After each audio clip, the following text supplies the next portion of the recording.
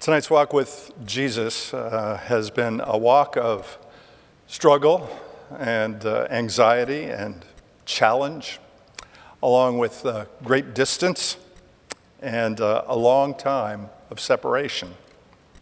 But it's also a walk that has been filled with possibility, with hope, with trust, and the bravery that comes in knowing that Jesus walks with us. This is the walk of Meron Mamo, wife of our vicar and director of Amharic outreach, Mengesha Shibru Gela. She is also the mother of Zoe, Brooke, Micah, and twin sons Caleb and Ezra. And her walk has been a walk toward an unknown future. As Mary traces her journey from childhood to adulthood to marriage and family, and now to a new place 8,000 miles from her homeland, where she is now here, encouraging and supporting Mengesha's life and ministry, but also ministers on her own, in her own blessed, wonderful ways to him and to many others here at St. Andrew and beyond through her faithful example and witness. In tonight's conversation, Meron speaks of Makane Jesus, which is her home denomination, and it is short for the Ethiopian Evangelical Church Makane Jesus, which is the largest Lutheran denomination in the world today. Makane Jesus means place of Jesus or house of Jesus. After our conversation that you will see in a moment, Marin also shared that the names that she and Mengesha selected for their twin sons, born here in Maryland, also is a reflection of Jesus' walk with them. They picked Caleb, which means faithful, because God has been faithful to them, and Ezra, which means helper, because in Mary's words, God also helped us and lifted us up every time we needed him. Here then is tonight's walk with Jesus and his servant, Marin. Our theme is Walks with Jesus, and Jesus has not only walked with you, Jesus has flown with you, Jesus has waited with you, he has done a lot of things with you. So let's start kind of at the beginning and crank this all the way back to Ethiopia, and tell us a little bit about where you grew up and what that was like. Yeah, I grew up, I was born and raised in Addis Ababa. It's the capital of Ethiopia. I was raised by a very strong, brave, and wonderful single mom. She had 4 girls, and I am the second child. So childhood for me, my mother had her own struggles raising 4 girls alone. But I also remember, taking us all 4 girls to church, to Sunday schools, and that was pretty much my childhood. I went to a close-by elementary school, and then I went to a boarding school. It's called a very privileged school back in the day. She tried her best to give us a good education.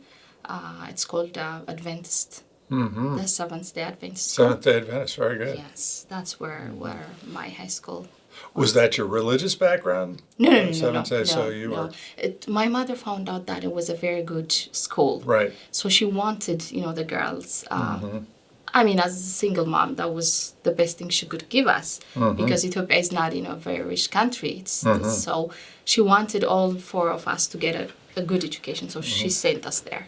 Very good. Yeah. So what was your religious background? What church did you attend? Makane Jesus. From the beginning? Yes, that's where I went for Sunday schools. Uh-huh. When I reached 7th grade, she, sent me to that boarding school.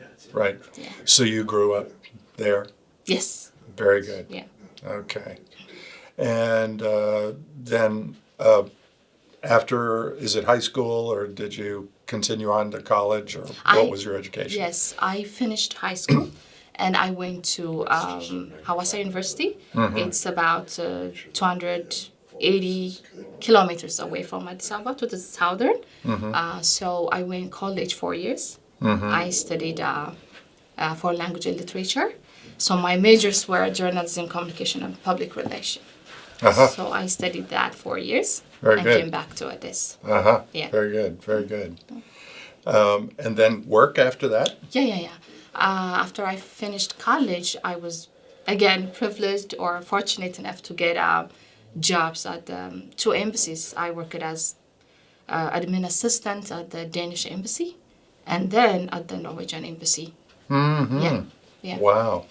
And was church, because, you were being brought up by a single mom, was church kind of like a more of a surrogate family, extra family for you?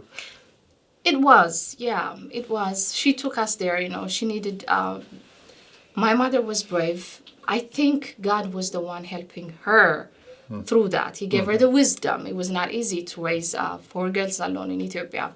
It was a lot of challenge, but I saw God giving her the grace and the wisdom she needed, the directions and the guidance.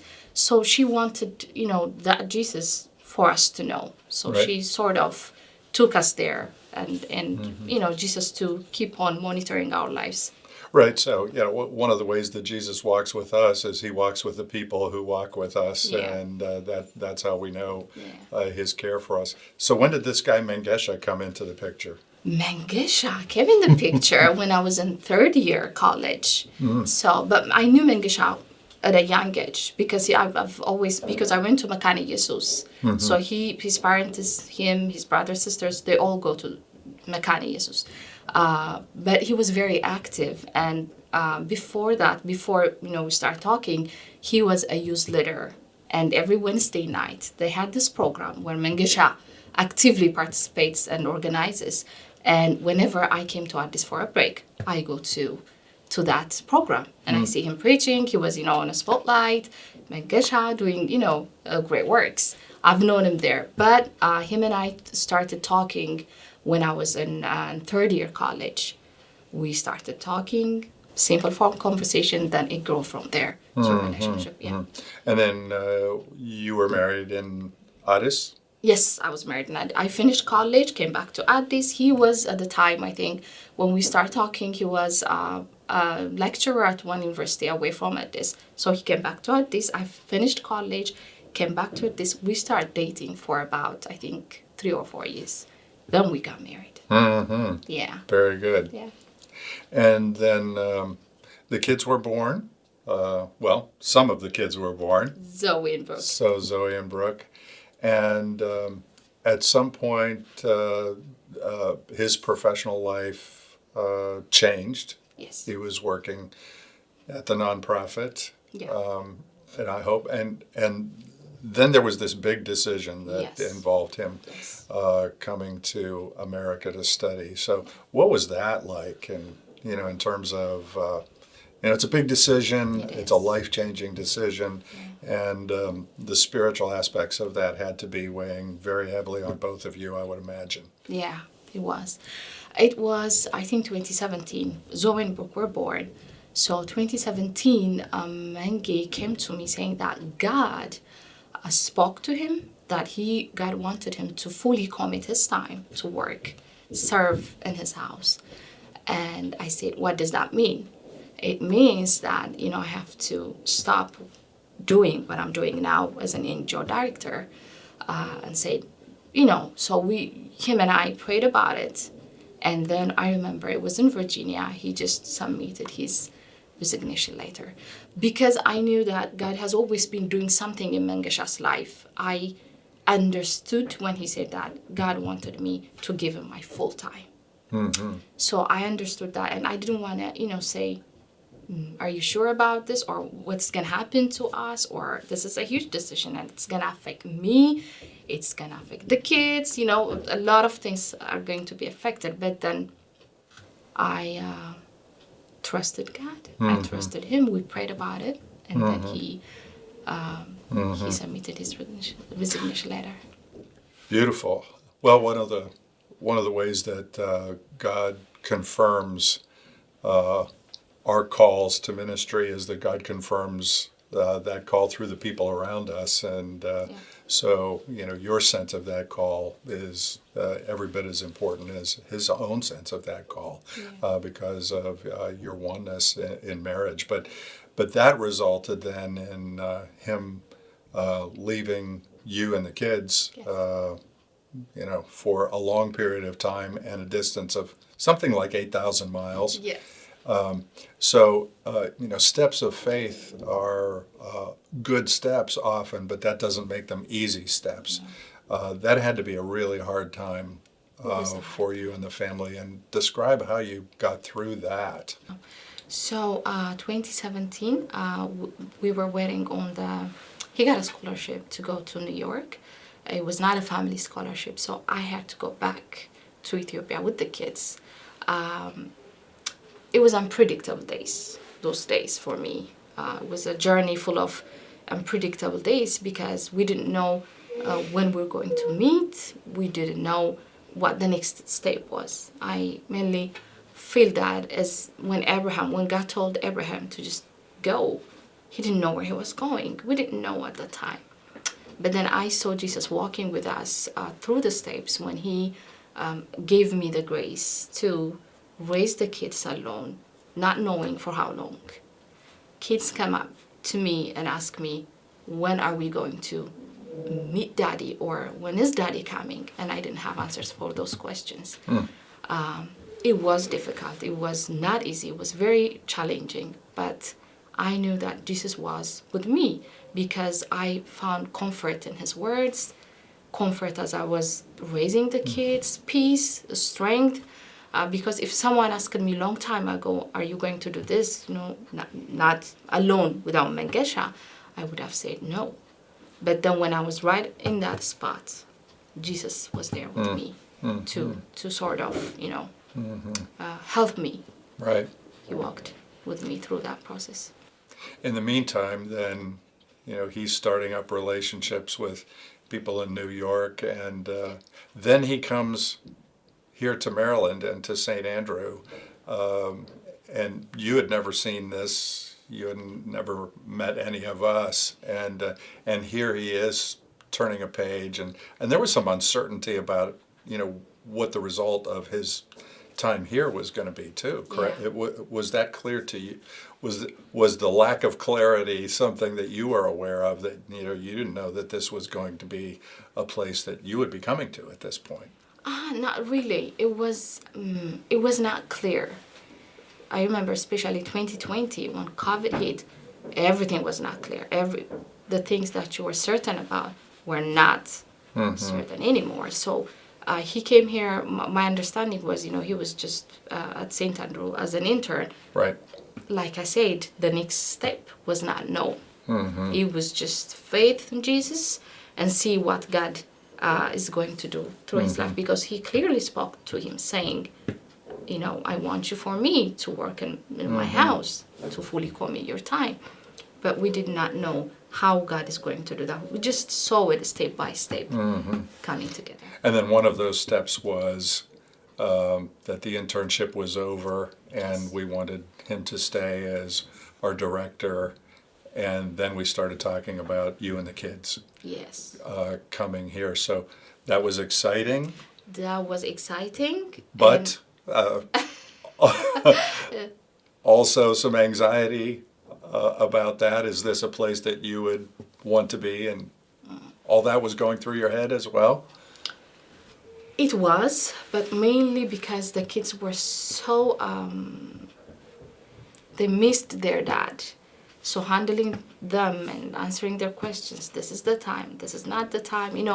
We were excited to come, but at the back of my mind, it's going to be a new place, new thing, a new life. So that was, it was overwhelming. So I don't know about you, but in my life, I can have complete confidence that God is walking with me, and yet it's still nerve-wracking. It is. And I understand both of those things. I mean, Patty and I felt those things ourselves when we came to St. Andrew, and we were not coming from 8,000 miles away. So it was like that. But then, here you came, and I still remember the day that I met you and the kids out on the parking lot when you got out of the car for the very first time. And I know you had seen pictures, and we had been together on FaceTime, and you got to meet other people here too.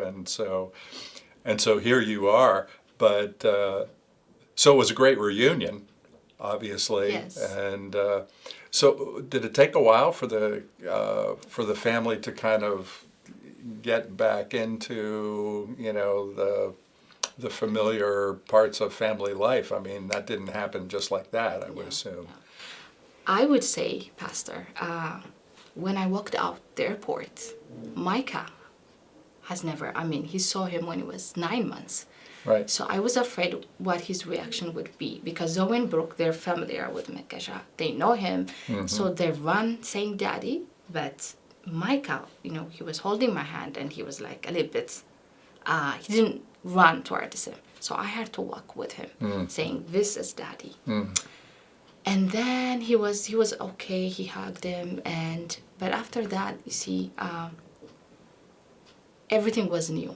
Even for me and Menkesha, we've been separated, for 3 years. So we're trying to come back together. And it was not easy. The process was not easy. For one thing, it's different. It's not Ethiopia. So we had to learn so many things around us.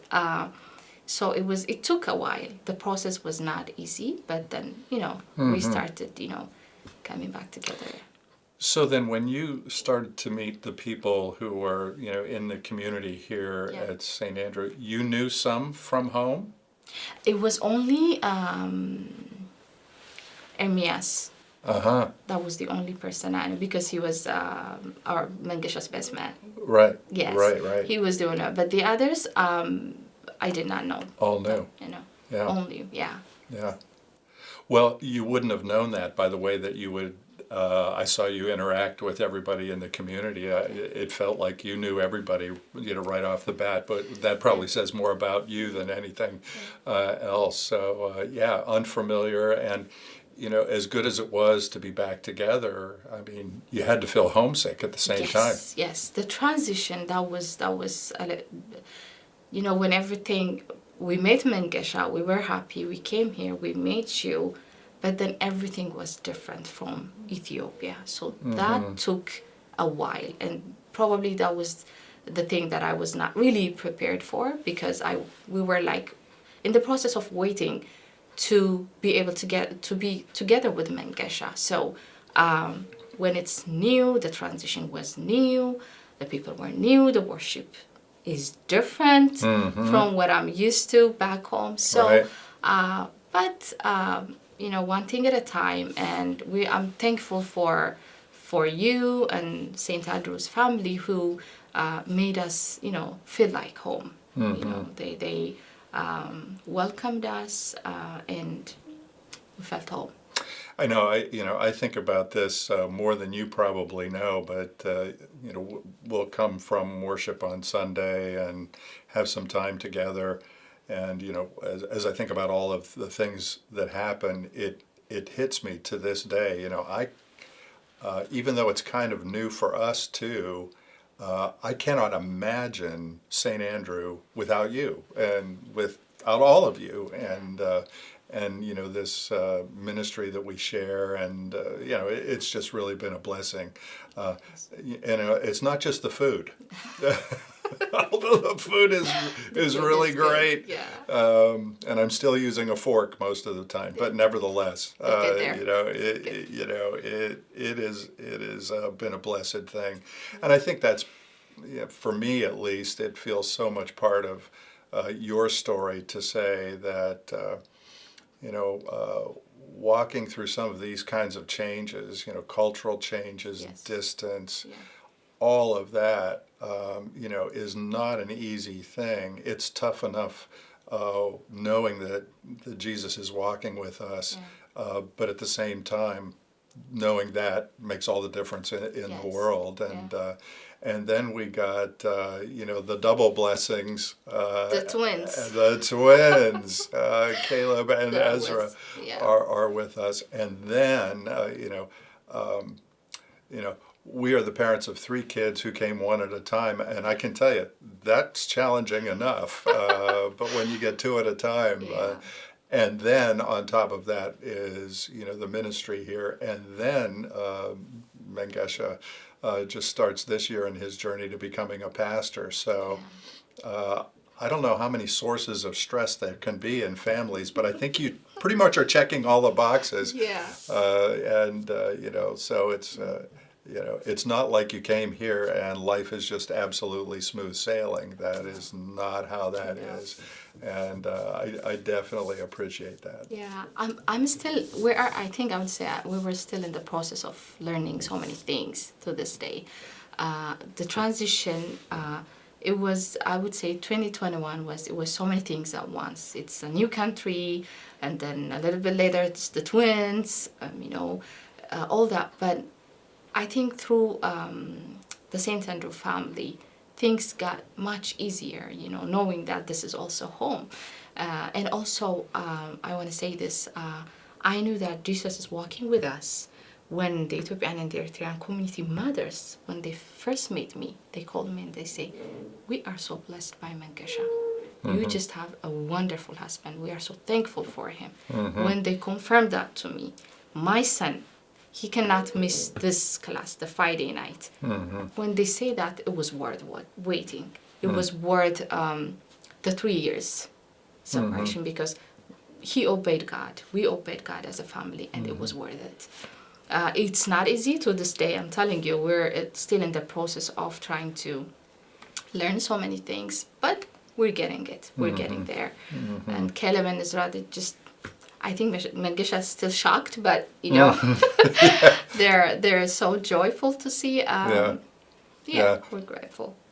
Love is a magical power, and when it's from above, it changes us and it gives us what we need. And I would have to say that your faithful example, together with his faithful example, is teaching all the rest of us here at St. Andrew some very important, big, powerful lessons about what it means for the rest of us to walk by faith, because we can see how difficult this was and still is in many ways for you, and that's a testimony to the power of your faith and your example.